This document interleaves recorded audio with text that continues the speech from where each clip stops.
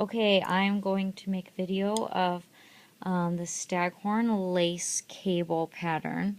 Some people were having trouble with it, so I will just show you. We start the pattern on a wrong side row, and I'm knitting continental, but obviously it's the same for either English or continental. So we purl 1, 2, 3, then we yarn over, purl 1, yarn over, purl 2, and then we'll knit 1, then repeat it, purl 1, 2, 3, yarn over, knit, yarn over, purl 1, 2, knit, and the last, and obviously you'll repeat this across the entire body of the work. Okay, so we'll turn the work. Okay, so we'll get cable needle ready. Okay, so to begin on the right hand side of the work, we're going to move the yarn to the front, slip 1, 2 to your cable needle, and hold that at the back. Move the yarn to the back. Now we have the next stitch is the yarn over. We'll just drop that right off the needle. And then that should make this stitch nice and long. You can see the length of that stitch now. We will just knit that one. Now we will bring these next two stitches back up to the front and knit these two. And we will slip the next yarn over off. And you can see already that that's making that nice lacy center to the Staghorn cable, and you can see how long this stitch is now. So we slip the next one to the cable needle and hold it at the front. We'll knit 2 off of the left hand needle. Now we will knit this stitch off of the cable needle, and you can see that you pull it nice and long, so it makes that really nice Staghorn pattern. And then we'll purl 1, and then we just repeat it. So we'll slip 1, slip 2, hold it at the back, drop the next yarn over, knit 1, move the cable needle back,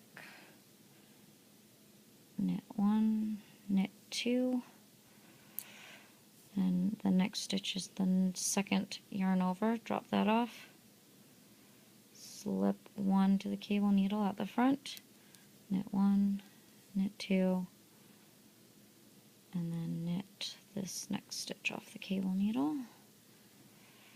purl 1,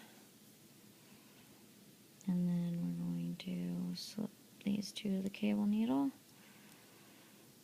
drop the next yarn over, knit 1, and then knit 2 off the cable needle, drop the next yarn over, slip 1 to the cable needle, knit 2, and knit the last stitch. And you can see how those yarn overs make this really nice long stitch, and when it's blocked it will leave this really nice drop stitch. And then to drop the stitches down the regular work, down the bind off, so you'll just bind off 1 and purl, 2 and purl, 3, 4, 5, and then when you get to the next stitch, we are going to just drop that stitch down, and that makes those great ladders in the back panel all the way down the work. This is silk, so it kind of sticks a little bit. And then I kind of scoop my work up, open this stitch nice and wide, and then get your ball yarn and bring it we're just opening this loop up nice and wide, bringing the ball of yarn through and pulling it tight. That locks the stitches so that this section doesn't unravel. Then we'll bring the work back. So the next stitch, you have to make sure that you're gonna, just purl the first one, and then when you go to purl the second one, before you bind that stitch off, just make sure you pull the working yarn right across that ladder so that it's not pulled tight or too loose. But loose is better than tight because we'll be working into those ladders. So then you bind that off, bind this off, and you just continue until you get to the next knit stitch. And then we'll scoop the work up on our left hand needle.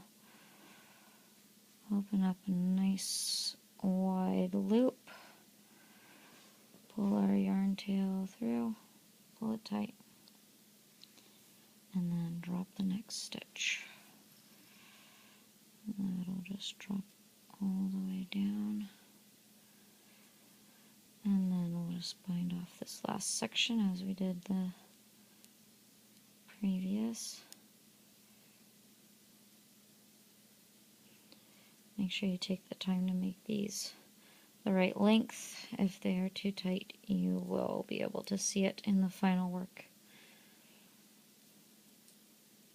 And just bind off all the way to the end.